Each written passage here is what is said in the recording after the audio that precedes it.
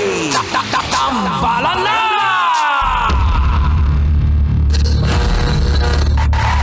Ang tambalang kumikinang. Coliala and Diego Bandido.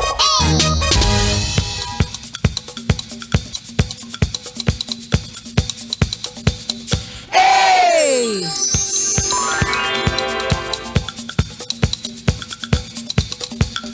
Hey!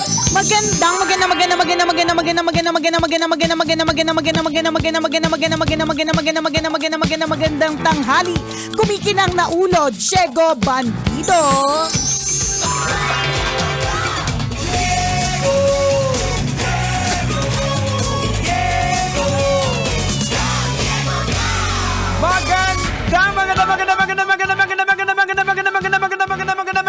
Magandang tanghali!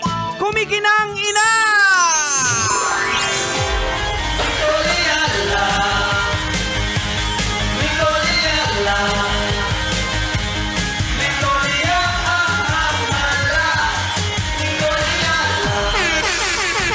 Dear Nicole Yala and Diego Bandido.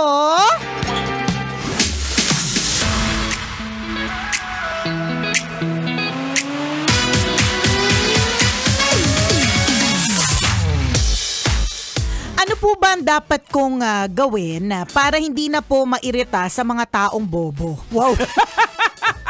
Grabe ka na. Grabe ang hard! Hard mo naman! Hard kami pero hindi namin sinasabing bobo. Sinasabi namin masabog siya today. Ayan, wasak. Correct, kami pinagdadaanan. Ayan. Pero sa bagay, ang daming pang resa-resa, di ba? Correct. Bobo naman talaga. Charesa! O hindi masakit kasi pag sinabing bobo, parang feeling ko mas masakit yung bobo kaysa sa tanga. Oo, totoo. Di Pwede ba? yung natatanga-tanga ka naman Oo, Oo. pwede yung tanga katulad ng ako na nahuhulog sa hagdan. Oo. O kaya nadadapa nang wala Ayan. namang obstacle. Yung Oo. tanga. Pero pag halimbawa sinabihan ako ng bobo, medyo masakit Mas malalim siya, mas may kurot. Oo, may kurot. Yung para ba talagang wala kang pinag-aralan? Ayan, hindi ka nag-iisip. Oo, hindi ka Oo, nag-iisip. ayan. Ganon. Grabe naman. Ang pagkatanga kasi parang hinahayaan mo para sa pag-ibig, Correct, di ba? correct. Alam Tanga-tangahan, mo. pero gagawin mo pa rin. Nagtatanga-tangahan ka Yeah. lang, di ba? So ito, pag sinabi mo kasing bobo, talagang hindi mo alam. Kaya parang nakakalurk Alam mo, may ito. pagduro Kaya na nga, ano. parang ano po bang gagawin ko sa mga bobo? Di ba? Yun lang yung tanong niya. Oo, matindi ang emosyon. Oo, matindi ang emosyon. Okay. Pero yun lang talaga yung tanong Oo. niya. Parang nabobobohan lang siguro siya sa mga tao sa paligid, ganyan. Alam mo, feeling ko lang, yung eksenang nabobobohan tayo sa mga tao sa paligid or nahihinaan tayo sa mga Oo. tao sa paligid ay hindi sila ang may problema, kundi ikaw. Yes. Oo. Ako, I agree. Diba? Oo. Tingnan mo, ikaw pala yung bobo. Charas. Kasi Kung makabobo ka. nawawala Oo. yung empathy. Oo. The moment kasi nabitawan mo yung word na yan na bobo ka, Kaya nga loaded ka ng emosyon. Tama Yung parang may rage ka na. Oo, correct, galit, 'di ba? Oo. Yung mga ganyang klase mga eksena, 'di ba? So, parang ang may problema hindi sila, kundi ikaw. Oo naman, gets naman natin na siguro kung medyo mahina, hindi naintindihan, nakakainis naman talaga. Yes, Problema naman talaga 'yon. Mm. Kaya lang ba't ko sinasabi at ba't namin sinasabing ikaw yung may problema kasi yun nga, yung galit sa puso. Tsaka pangalawa, hindi mo kasi i-expect na pare-parehas Yes. talaga tayo ng level. Totoo. Meron talagang mga taong mabagal yung pangunawa. Merong mga ibang mga tao na kailangan mong ulitin ng maraming beses bago niyan magets. Minsan nga hindi nagigets At hindi ibig sabihin mga bobo sila. Correct. Ano lang talaga, sadyang hindi nila strength yun. Oo. For example, yung directions. Yan alam ko talaga. Pwede akong sabihan bobo dyan, pero depende sa pagkakasabi. Oo. Pagka ang pagkakasabi may kasamang pangahamak tsaka duro, ang bobo mo naman, di mo naintindihan kung saan pupunta, di ba? Yung Masakit. pagsundot sa sentido mo. Oo, na Ganun. parang ang bobo mo. Tatlong kanto lang, di mo pa nabilang. Pero masakit siya, di ba? Oo. Iba merong bobo na, bobo naman yan. Parang feeling ko talaga it's all, yung tone of the voice is very important. Tsaka yun nga, yung salitang bobo, ay para dun sa mga taong hindi nakaintindi. Yes, oo. Pero kasi yun nga, hindi natin i-expect na parehas tayo ng pag-intindi. Oo, kaya dapat merong empathy pa rin kasi hindi mo alam dun sa taong sinasabihin mo ng bobo na hirap na siya na Intindihin, gusto niya rin correct, intindihin eh. todo na to. Kagaya Parang yung direction. Ako pag sinabihan mo ako ng direction, ano na yan, parang, habawa sinabihan mo ako, sinabi mo pa lang yung liko ka, tapos sa pangatlong kanto, ay nako, you lost me sa liko. Di ba? Unang liko pa lang. Unang liko pa lang. Unang liko pa lang, wala na. Yung utak ko nag-shook. Sinarado niya na ang pinto. Wala nang pwedeng pumasok. Hanggang doon na sa liko. Pagkatapos nun, hindi ko na kaya. Di ba? Parang halimbawa tayo, hindi tayo accounting people. Yeah. Or hindi tayo CPA. Di ba? Hindi tayo Yung into numbers. numbers. Di ba? So, may mga, kunyari, nag-usap-usap yung mga CPA, nag-usap-usap yung mga mahihilig sa mga numbers, ganyan. Yung mga analytical na mga tao na madali lang sa kanila ang computation. Kahit batuhan mo yung ilang percentage na nga yung 25 sa mga ganun. Wala lang sa kanila.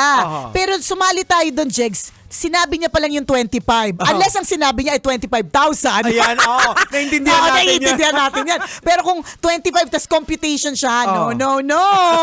Hindi natin siya gets. Pero hindi naman ibig sabihin nito na bobo agad. Talagang sadyang may mga tao na magaling sa numbers, may mga taong magaling sa directions, may mga taong magaling magsulat, may mga taong hindi magaling magsulat. Diba? Ganun lang talaga yun. Ano kayang I wonder kung bakit inis na inis to? Wala ka namang konteksto. Siguro dapat ikwento mo naman. Posible may pinagdadaanan to kasi humantong ka sa ganyan na halos lahat na nakikita mo bobo. Eh di ikaw na pinakamatalino sa lahat. Di ikaw na. Sana dumating yung araw, palitan mo na si Google, di ba? Ikaw na si ChatGPT Pro++ to the maximum level. Pero tama din na sabi ni Nicole na baka bobo ka rin kasi kung nasa paligid mo, kung sa bahay mo, bobo, sino magsasama-sama? Correct. Di ba birds of the same feather flock together?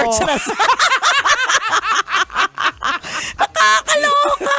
Ay, relax ka lang. Lunes na Lunes. Yan. Sa bagay, nagigets natin, nakakainit ng ulo, nagpagas ka, hindi umabot yung 1,000 mo. Kasi tinatanong ko yung asawa ko, sabi ko, so daddy, paano ba? Magkano na ba yung full tank natin? Sabi niya, simple lang. Kasi siya ang siya ang budget master sa bahay. Simple lang. Kung magkano yung full tank natin noon, times 2. Yun lang siya. Ayan. Ganun lang siya kasimple. Hindi na kailangan maraming resa-resa. Times 2 lahat. Times 2? Sabi nga ng asawa ko, mag-commute ka na lang. Uy, madami Malapit na. Correct ka. Alam mo, nakita ko nga yung post ni Rocky Terra nung isang araw, nung holiday. Nag-commute siya. Kasi, tapos ang sinasabi niya, ang na-spend niya lang 45 pesos papunta. Ayun. Hindi, from her place to PTEX. So, from PTEX, nag-angka siya. Hindi ko alam kung magkano. Pero, kunyari, malapit na yung PTEX dito eh. Magkano ba mga angkas ride? Siguro mga 120, sabihin natin. Mga ganun. So 120 plus, yan na, numbers. Nabobo na! Nabobo na, di ba? Next topic. Next topic. I-times 2 mo lang yun. Kaya doon na tayo sa todong 200. I-times 2 mo lang yun. 400. Mas mura pa rin kesa nagdala siya ng sasakyan. Kung magsasakyan ka, yung toll mo. Correct. Di ba? Yung mga ganyan. So, yan isa sa mga nakakaambag yan, yung mga nakikita natin. Kahit yung mga balita na sinasabi pa rin ng pamahalaan na wala naman tayong krisis sa oil. Correct. Kasi may mga supply pa rin din naman. Yun naman daw, di ba? Yung mga nakakadagdag kaya umiinit ang ulo natin, kaya tuloy feeling na, kasi gusto namin malaman, ano bang konteksto ng pagsabi mo ng bobo? Baka kakabasa mo lang ng mga, mga articles. Nakikita mo na krisis na nga eh. Buong mundo na nga nagsasabi. Tapos sabihin mo, walang krisis tayo dito. Dito sa Pilipinas, di ba? Di syempre, nabobohan ka na talaga, di ba? But bobo kasi is such a big word. Wag nating gamitin. Minsan kailangan lang natin huminga muna ng malalim, humiwalay ng kaunti, 'di ba? Deep breathing o kaya labas ka muna. Exhale ka muna sa labas o kaya bili ka candy, bili ka ice cream, yung mga pampalamig ba? Isa pa yan, medyo mainit na yung panahon. So mga nakakadagdag din yan sa init ng ulo. Siguro pwede mong gamitin yung para at least social stupid. Ayan, diba? You're so stupid. Sa bagay, kapag ginamit sa akin ng anak ko yan, hindi ako nasasaktan eh. Ba't ganun? Kapag ka-English, hindi masakit. Pag Tagalog, bobo. Pag Tagalog, parang hinamak yung buong pagkatao mo. Pag sinabihan kayo so stupid. Parang, stupid. Parang tuwa ka. Natawa pa.